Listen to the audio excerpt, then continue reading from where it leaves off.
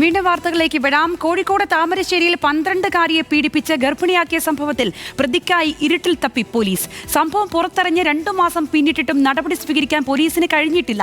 കഴിഞ്ഞ മെയ്യിലാണ് വയറുവേദനയെ തുടർന്ന് ആശുപത്രിയിൽ ചികിത്സയ്ക്കെത്തിയ 12-കാരി 5 മാസം ഗർഭിണിയാണെന്ന് കണ്ടെത്തിയത്.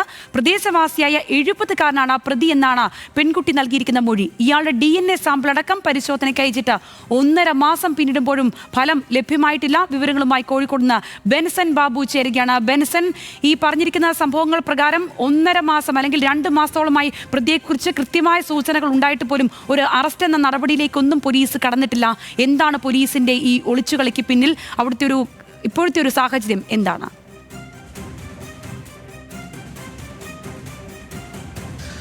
സംഗീത, കഴിഞ്ഞ മെയ് 15-ം തീയതിയാണ് വയറുവേദനയെ തുടർന്ന് ഈ പെൺകുട്ടിയെ ആശുപത്രിയിൽ പ്രവേശിപ്പിക്കുന്നത്. 12 വയസ്സുകാരിയാണ്.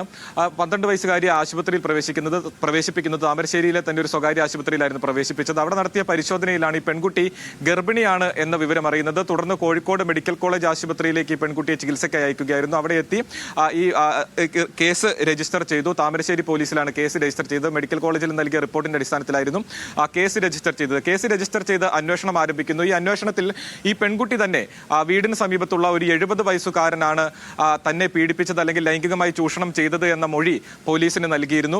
പോലീസ് ഇയാളെ കസ്റ്റഡിയിലെടുത്ത് അന്വേഷണം ആരംഭിച്ചു, ചോദ്യം ചെയ്യൽ ആരംഭിച്ചു. പക്ഷേ ഇയാൾ ഇക്കാര്യങ്ങളെല്ലാം തന്നെ പാടെ നിഷേധിക്കുകയായിരുന്നു. തനിക്ക് കാര്യങ്ങളുമായി ഒരു ബന്ധവുമില്ല, ഈ പെൺകുട്ടിയുമായി ഇത്തരത്തിൽ അല്ലെങ്കിൽ ഈ പെൺകുട്ടിയെ താൻ ചൂഷണം ചെയ്തിട്ടില്ല എന്ന് ഈ 70-കാരൻ പോലീസിന് മൊഴി നൽകുന്നു. അതോടൊപ്പം തന്നെ താൻ ഏതു തരത്തിലുള്ള പരിശോധനയ്ക്കും തയ്യാറാണ് എന്നും ഈ 70-കാരൻ പറയുന്നു. അതിന്റെ അടിസ്ഥാനത്തിൽ പോലീസ് വീണ്ടും അന്വേഷണം നടത്തുന്നു.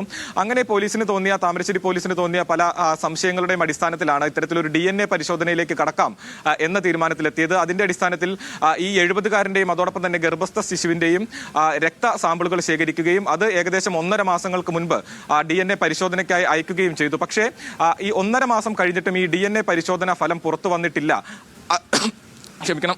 DNA പരിശോധനാ ഫലം പുറത്തു വന്നിട്ടില്ല. അതിൽ ഏതെങ്കിലും തരത്തിലുള്ള ദുരൂഹതയുണ്ടോ എന്ന സംശയമാണ് ഇപ്പോൾ ഈ കുടുംബം ആരോപിക്കുന്നത്. എന്തുകൊണ്ട് ഇത്രത്തോളം സമയമെടുക്കുന്നു ഈ DNA പരിശോധനാ ഫലം വരാൻ?